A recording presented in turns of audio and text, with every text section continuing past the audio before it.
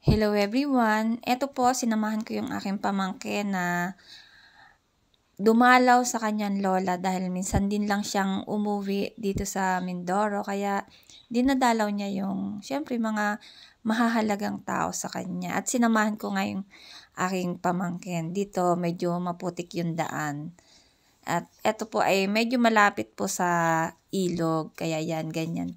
Madaming kahoy, gubatan siya.